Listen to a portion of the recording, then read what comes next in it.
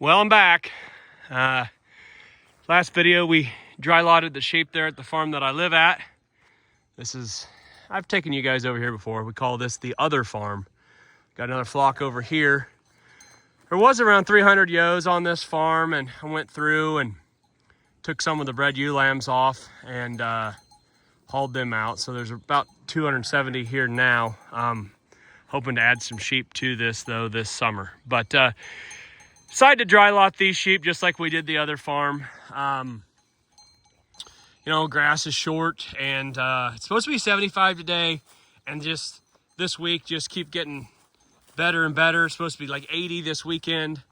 They're not going to like it, but I think I'm going to keep them here until the 15th of April, and just to give this grass a chance. I just wanted to get ahead of them. I mean, it's really going to pop this week, and I should have done this 2 weeks ago is what I should have done, but I didn't. So anyway, just came over here. I brought 3 bales of hay over here, and I'm not going to unroll it to these guys in these little lots because I just don't want to mess with these little lots and run in the gates and have them try to escape. So I did kind of what I talked about earlier. Took my cattle panels, stretched them around there. That's kind of my sheep hay feeder for whenever I have to use it.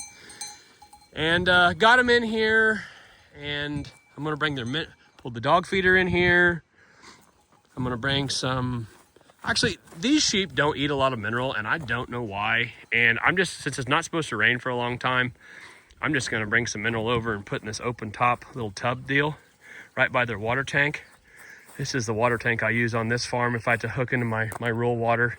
This is what I love about sheep as opposed to cattle. I can make some little cost-effective water tank like this, and it'll water. I mean, it'd water 500 or 600 head of them. And you know, if I tried to pull this with cattle, they'd have this hose wrapped around them, pulled through the fence. It'd be jerked out of the hydrant. They'd step on that and break it, and water would be spraying everywhere. They'd be inside of it. It'd be upside down.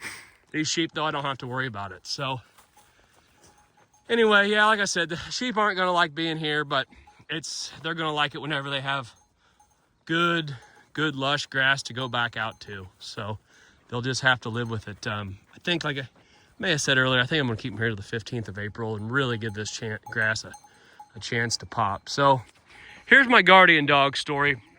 See these 2 guys right here? My 2 old dogs. That's Big Boy and Scrappy Doo. So when we had our big roundup at the house, I needed a good dog over here. Major's a little young, and I'd had some complaints with the neighbor of him being over in their calving pasture. Not that he was hurting anything. He's probably just messing around. But I never have that problem with these dogs. And these dogs are brothers. They've been together forever. I got them together. So when we had our big roundup there, my lot over there, not only is it sheep proof, it's also dog proof. I was able to get Scrappy Doo, that one right there, off, and I moved him over here with 2 puppies because I knew he'd be lights out. I knew I would never have a problem with him, and everything was great for like 4 days.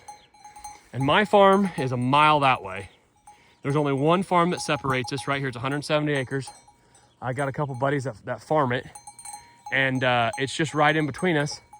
And then all of a sudden one day I was at the house and I noticed, where's Big Boy at? Well, I had a sneaking suspicion, and he freaking came all the way over here and got with his brother. I wondered if it wouldn't happen because whenever I separated them, they've never been apart.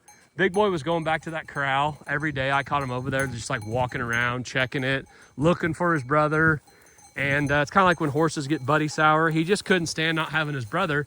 And I know these dogs bark all night. I know that he heard him at night barking. And because he's never been over here in his life. And he made his way over here and got with him. So my 2 best dogs are over here with my small flock. But I tell you what, it's crazy. And like I've said before, I'm not a dog trainer. I'm just a facilitator. Something's changed in Major because now that he's the alpha and he has all those sheep at the other farm, he has changed dramatically. I think he was just bored over here. He's been lights out at the house. I mean, just been lights out. He's got those puppies with him. And he has just really come on. And maybe that's what it takes. I mean, they're all different. I'm no dog expert, but I know sometimes you just got, like I said, you just got to be a facilitator and move them around if you can. And of those 4 puppies, I'm going to bring one over here. There's the big male. He's kind of the ringleader of that group, and he can be a little ornery. So I'm going to bring him over here and put with these 2 old dogs and let them keep an eye on him. So I got a few subscribers picked up from my buddy down in Kentucky, Alan Westerfield, who I've watched for a long time. He's the man. He keeps it real. I appreciate that. Thanks for the shout out, Alan. I really appreciate that. Hope you guys enjoy it. I just, you know, I just try to kind of keep it real, and just, it is what it is. You know, I enjoy sheep farming at scale, and it's not always pretty and it's not always great, but it can be fun, can be profitable, and I enjoy it, and it's yeah, it's working out pretty good. So thanks a lot, Alan. And boy, you guys have some crazy weather down in Kentucky. We do in Missouri too, but shoot, it just seems like it's always something down there.